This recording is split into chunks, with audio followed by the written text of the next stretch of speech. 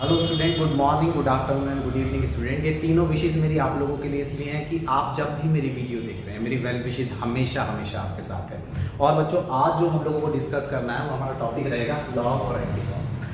Video को start करने से पहले मैं आप लोगों को बता दूं कि लॉग और एंटी लॉग को अगर आप बहुत अच्छे से सीखना चाहते हैं तो आप अपने पास लॉग टेबल और एंटी लॉग टेबल को अवेलेबल कर लीजिए। आप अपने पास लॉग और एंटी लॉग टेबल रख लीजिए। आपकी एनसीईआरटी के बैक साइड में लॉग और एंटी लॉग टेबल अवेलेबल है, वहीं पर आपके लैब मैनुअल के बैक साइड्स में भी लॉग और एंटी लॉग टेबल अवेलेबल होती है। ठीक है, तो आप उनको जब अपने पास रख लेंगे तभी आपको बहुत अच्छे से क्लियर हो पाएगा कि कैसे हम लॉग टेबल और एंटी लॉग टेबल में वैल्यूज फाइंड करते हैं। चलिए, आपने कर लिया होगा ये काम। अब लॉग और एंटी लॉग टेबल की अगर हम बात करें तो हम यहाँ पहले बेसिक्स टर्म पढ़ेंगे लॉग के, और फिर हम इसको आगे बढ़ेंगे, यानी प्रॉपर्टीज की बात करेंगे। उसके बाद one by one, step by step हम आगे बढ़ते जाएंगे और बड़े सिंपलेस्ट वे में हम लॉग और एंटी लॉग को सीख लेंगे कि कैसे हम फाइंड करते हैं, वैल्यूज को कैसे देखते हैं। तो लॉग बच्चों हमारे पास जो होता है वो दो टर्म में हम लोगों को अवेलेबल होता है। एक होता है लॉग बेस ई के टर्म में और एक होता है लॉग बेस 10 के टर्म में। अब लॉग बेस ई और लॉग बेस 10 क्या होता है? तो लॉग बेस ई को हम कई बार ln, आपको ऐसे लिखा हुआ मिल जाएगा ln बेस ई। अब ln बेस ई या लॉग बेस ई एक ही बात है, इसको नेचुरल लॉग बोलते हैं। और आपको जो लॉग टेबल में वैल्यूज दी हैं वो लॉग बेस 10 के टर्म में दी हैं, ना कि लॉग बेस ई के टर्म में। तो अगर आपको सबसे पहला टास्क हमारे पास यही होता है कि अगर हमें वैल्यूज लॉग बेस ई के टर्म में न्यूमेरिकल में दी हैं कहीं, तो हमें क्या करना है? उन वैल्यूज को लॉग बेस 10 के टर्म में लाना है।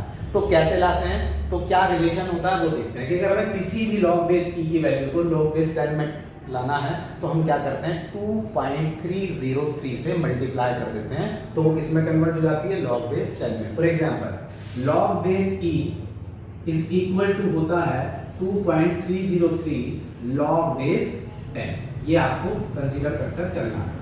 फॉर एग्जाम्पल, मैं इसको यही एग्जाम्पल के थ्रू समझा देता हूं। जैसे आपसे कहता है कि हमारे पास log base e 24, find out the value of log base e 24 by the help of log table.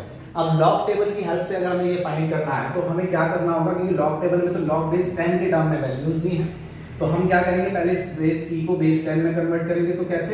हम इसको कर लेंगे 2.303 लॉग बेस 10 और यहाँ हो जाएगा 24। अब ये बेस 10 के टर्म में आ गई, फिर हम इसके आगे का प्रोसीजर फॉलो करेंगे। तो पहला टर्म तो ये है कि लॉग बेस ई और लॉग बेस 10 में ये रिलेशन होता है। उसके बाद बच्चों कुछ और प्रॉपर्टीज होती हैं लॉग की, जिनको मैं यहाँ लिख रहा हूँ। वो प्रॉपर्टीज क्या है उनको भी आपको क्लियर होना चाहिए। तो फर्स्ट प्रॉपर्टी है लॉग ए इंटू बी। अगर हमें कहीं पर वैल्यू दी है लॉग ए इंटू बी, तो लॉग ए इंटू बी होता है log a plus log B.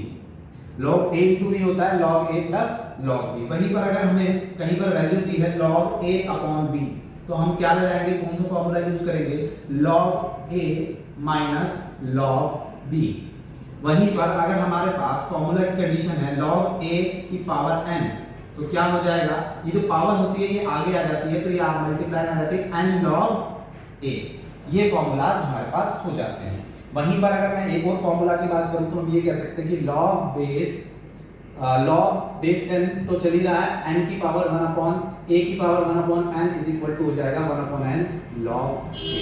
अब आप कहेंगे कि सर बेस को आपने लगाया ही ना बेस e लगाया ना बेस 10 लगाया। तो बच्चों जब बेस 10 हम नहीं लगा रहे हैं, तो कहीं पर बेस नहीं लगा हुआ है, तो उसका मतलब हम किस में बात कर रहे हैं? बेस 10 में ही बात कर रहे हैं। ठीक है, तो बेस 10 लगाइए, आप यहाँ दिखाइए या मत दिखाइए, तो वो क्या है? हम कंसीडर करके चलते हैं कि लॉग बेस 10 में ही वैल्यूज फाइंड हो रही हैं। तो ये तीन फॉर्मूले हमारे पास होते हैं, इनका हम यूज करेंगे। मैं इसको रब नहीं कर रहा हूँ क्योंकि अभी हम इसका यूज भी करेंगे। तो पहली कंडीशन तो ये है कि लॉग बेस ई की वैल्यू अगर हमें दी है और हम सबसे पहले हमें क्या करना है? तो लॉग बेस 10 में कन्वर्ट करना है, तो 2.303 से हम उसको मल्टीप्लाई कर देंगे। उसके बाद हमारे पास एक प्रॉपर्टी होती है log a into b equal to क्या होता है? Log a plus log b. Second property होती है log a upon b is equal to हो जाता है log a minus log b. और वहीं पर होता है लॉग ए की पावर n, तो पावर हमेशा आगे आ जाती है और आगे आने के बाद n लॉग a हो जाता है। और ये सारा किस में चल रहा है? लॉग बेस 10 के टर्म में। अगर e के टर्म में भी दिया है तो वहां भी ये चीजें फॉलो होती हैं। जनरली हम तो 10 के टर्म में कंडीशंस को फॉलो करेंगे क्योंकि हमारे पास जो टेबल है वो लॉग बेस 10 में है। इसके बाद बच्चों कुछ हमें लॉग को समझने के लिए हमें कुछ वैल्यूज को याद करना पड़ेगा, क्योंकि लॉग में अगर आप लॉग टेबल देख रहे हो तो वहां स्टार्टिंग कैसे हुई है? लॉग टेबल की स्टार्टिंग में साइड में लिखा है n, उसके बाद 0, उसके बाद 1 2 3 4 5 एंड सो ऑन 9 तक। उसके बाद कुछ इस तरीके से लाइन खींची हुई है और वहां पर फिर 1 2 3 फिर एक पेयर है 4 5 6 और फिर एक पेयर है 7 8 9। इस तरीके से लॉग टेबल है। तो ये जो n है आप देख रहे हो लॉग के टर्म में, लॉग वाली टेबल में 10 से स्टार्ट है। तो 10 से स्टार्ट है तो 10 से पहली वैल्यूज कैसे निकालें, तो हम उनको ही थोड़ा सा हमें लर्न करना होता है और उसकी हेल्प से हम बहुत कुछ फाइंड कर सकते हैं। फॉर एग्जांपल आपको क्या लर्न करना है, तो आपको लर्न करना है कि लॉग बेस 10 तो है ही, हम बार बार नहीं लिखेंगे। तो log 2 log बेस 10 2 है ना, log बेस 10 2 यानी log बेस 10 है और ये है क्या 2, तो log 2 की वैल्यू 10 को हटा देते हैं क्योंकि 10 ही कंसीडर करके चलेंगे। तो log 2 की वैल्यू आपको याद करनी है 3010। ये आपको थोड़ा सा बस 2 वैल्यूज आपको याद करनी है और उसके बाद आप इजीली सारी वैल्यूज 1 बाय 1 निकालते चले जाएंगे। ठीक है, log 2 की वैल्यू 0.3010। वहीं पर आपको सेकंड वैल्यू याद करनी है log 3 0.4771। सेकंड वैल्यू आपके पास क्या है 0.4771। अब एक वैल्यू आप और याद कर लीजिए और आपका काम हो गया। log 7 की वैल्यू होती है 0.8451। ठीक है, ये 3 वैल्यूज आप लोगों को याद हो गई होंगी। अब इनकी हेल्प से हम काफी सारी log की वैल्यूज फाइंड कर सकते हैं। फॉर एग्जांपल आपको कहा जाए कि log 4 की वैल्यू फाइंड कीजिए, log 4 की वैल्यू फाइंड कीजिए, तो हम क्या करेंगे, हमें पता है हम 4 को कैसे लिख सकते हैं, हम 4 को लिख सकते हैं log 2 की power 2 according to our maths. log 2 की पावर क्या हो सकती है 2। अब अगर log 2 की पावर 2 हम इसको लिख दें तो आप देख रहे हो log 2 की पावर 2 में ये किसके जैसी वैल्यू हो गई, ये इस फॉर्मूले को कंसीडर फॉलो कर रही है। किस फॉर्मूले को, log a की पावर n को। और log a की पावर n में हम क्या कर रहे हैं, पावर को आगे ले आ रहे हैं। तो इस पावर को आगे ले आएंगे तो ये क्या हो जाएगा 2 log 2। अब अगर ये 2 log 2 हो गया है तो हमें पता है log 2 की वैल्यू हम लोगों को याद है कितनी 0.3010। तो मैं क्या करूंगा 2 इंटू 0.3010 ये वैल्यू पुट कर दूंगा और हमारे पास जब इसकी मल्टीप्लाई करूंगा तो क्या होगा 02060। तो ये किसकी वैल्यू हो गई, log 4 की वैल्यू आपके पास आ गई। कैसे आ गई log 4 की वैल्यू, तो log 4 की वैल्यू आपने log 2 की वैल्यू की हेल्प से फाइंड कर ली। ठीक है, तो आपको बड़ा इजी हो गया। अब इसी तरीके से log 4 की वैल्यू की जगह अगर हमें कहें कि हम log 5 की वैल्यू फाइंड कीजिए तो log 5 भी इन्हीं वैल्यूज से फाइंड हो जाएगा। अब log 5, अब आप खुद कंसीडर करिए कि log 5 को क्या मैं ऐसे नहीं लिख सकता log 10/2। भाई 2 को 10 से डिवाइड करोगे यानी 10 को 2 से डिवाइड करोगे तो 5 टाइम जाएगा। तो ये log 5 को हम ऐसे लिख सकते हैं। और अगर log, ये कौन सा टर्म बन गया log a/b, log a/b यानी ये वाला फॉर्मूला log a/b। और log a/b क्या होता है log a minus log b। तो हम इसको कैसे लिख सकते हैं, इसको अगर इस फॉर्मूले के हिसाब से चले तो log की प्रॉपर्टी के हिसाब से चले तो log 10 माइनस log 2। आप देखिए ना log a/b, यहाँ क्या है 10, यहाँ क्या है 2, तो ये क्या हो जाएगा log a क्या है log 10, log b क्या है 2, तो log 10 log 2। ठीक है, तो इस तरीके से हम इसको इस फॉर्मूले की हेल्प से यानी इस प्रॉपर्टी की हेल्प से हमने कर लिया log 10/2 log 10 माइनस log 2। अच्छा, एक बात और मैं बता देता हूँ कि log 10 की वैल्यू, log बेस 10 की वैल्यू जो होती है वो हमेशा कितनी होती है 1। वो भी आपको याद रखनी है, तो बड़ी सिंपल सी है 10 1।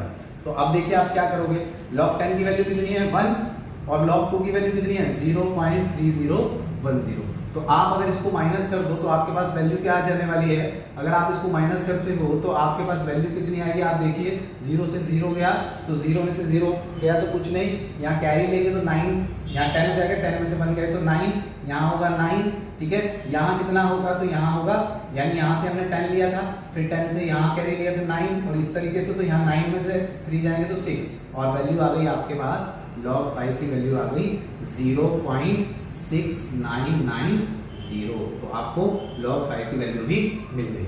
ठीक है, इसी तरीके से अगर आपको फाइंड करते हैं, हम कहें कि log 6 की वैल्यू फाइंड कीजिए, तो log 6 के लिए आप क्या करोगे, log 6 को हम ऐसे लिख सकते हैं log 2 into 3। और अगर मैं log 2 into 3 लिखूं तो हम प्रॉपर्टी कौन सी फॉलो करेंगे, ये वाली log a into b। और log a into b क्या होता है log a plus log b, यानी इसको अगर मैं एक्सपेंड करूं तो हो जाएगा log 2 plus log 3। log 2 की वैल्यू कितनी है 0.3010 और log 3 की वैल्यू कितनी है 0.4771। दोनों वैल्यूज को जब हम ऐड कर देंगे तो ये वैल्यू क्या आने वाली है 0 और 1 1, 7 और 1 8, 7 और 0 7, 4 और 3 7, तो 7781 0.7781 ये किसकी वैल्यू है log 6 की वैल्यू आपके पास आ गई। तो आप देख रहे हैं केवल log 2 log 3 की वैल्यू की हेल्प से और हमने कितनी सारी वैल्यूज को फाइंड कर लिया। log 7 तो मैंने आपको डायरेक्ट बता दिया 0.8451 होता है।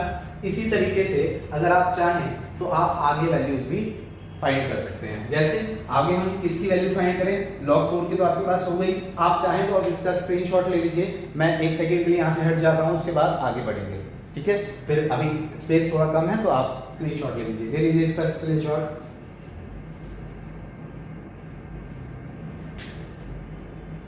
चलिए, होप आप लोगों ने स्क्रीनशॉट ले लिया होगा। अब हम आगे बढ़ते हैं। आगे अगर मैं देखूं तो हम लोग किसकी वैल्यू फाइंड कर सकते हैं log 6 और 7 तक हम लोगों ने log की वैल्यू फाइंड कर ली थी। अब हम आगे बात करेंगे तो log 8 की वैल्यू, अगर हमें log 8 की वैल्यू फाइंड करनी हो तो हम कैसे करेंगे? तो हम log 8 को कैसे लिख सकते हैं? 8 को अगर आप देखें तो log 2 की क्यूब लिख सकते हैं और कौन सी प्रॉपर्टी लग जाएगी? ये वाली, पावर आगे आ जाएगी। पावर जब आगे आएगी तो ये हो जाएगा 3 log 2 और 3 log 2 का मतलब 3 into log 2 की वैल्यू कितनी थी 0.3010। तो अब आप इसकी मल्टीप्लाई करेंगे 3 0 0 3 1 जा 3 3 0 0 3 3 जा 9.0। तो ये किसकी वैल्यू हो गई? log 8 की वैल्यू भी आपके पास आ गई 0.9030। इसी तरीके से अगर आपसे कहा जाए कि log 9 की वैल्यू फाइंड कीजिए तो log 9 को आप कैसे लिख सकते हो? log 9 को आप लिख सकते हो log 3 into 3 या फिर आप इसे ऐसे करें कि log 3 का स्क्वायर। अब log 3 का स्क्वायर जब आप करेंगे तो फिर क्या इसको एक्सपेंड करेंगे तो क्या होगा log 2 log 3 और 2 log 3 में क्या होगा 2 into log 3 की वैल्यू, log 3 की वैल्यू होती है 0.4771।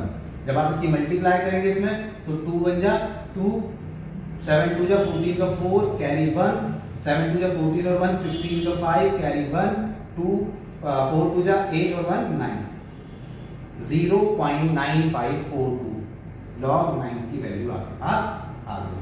और लास्ट अगर हम बात करें log 10 की तो log बेस 10 की वैल्यू होती है 1। अब मैं आगे आपको बताता हूं कुछ और, यानी ये देखिए आपने दो वैल्यूज याद करी log 2 और log 3 की और उसकी हेल्प से आपने कितनी सारी वैल्यूज निकाल ली। अब मैं आपको एक बात और बता देता हूं कि अगर log 10 की वैल्यू क्या होती है 1। कैसे होती है? आप ये 0 हटा दो तो आ गई ना कोई वैल्यू।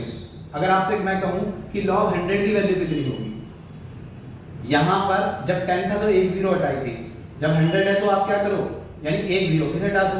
जब आप एक 0 हटा दोगे तो कितनी log 100 की वैल्यू कितनी हो जाएगी 10। वहीं पर अगर आपके पास log 1000 है और आपसे पूछे कि इसकी वैल्यू बताइए तो कितने 0, आप एक 0 फिर हटा दीजिए, इसकी वैल्यू कितनी हो जाएगी 100, इसकी वैल्यू 100 हो जाएगी। वहीं पर अगर आपके पास log 10,000 की वैल्यू आपसे पूछता है, ठीक है 10,000 की वैल्यू आपसे पूछता है तो 10,000 में फिर एक 0 आप कम कर दीजिए तो इस बार वैल्यू आपके पास कितनी हो जाएगी 1000। तो ये डायरेक्ट वैल्यूज हैं जो आप याद कर सकते हैं। आई होप ये क्लियर हो गई होंगी सारी बातें। अब अगर आपको ये बातें क्लियर हो गई हैं तो अब मैं आपको टेबल की हेल्प से कैसे फाइंड करते हैं log और एंटी log वो आगे बताऊंगा। देख लीजिए आप इसको, 2 मिनट में फिर दोबारा हट जाता हूँ या आप स्क्रीनशॉट ले लीजिए, मैं काउंट कर रहा हूँ 1 2 3। ठीक है स्क्रीनशॉट।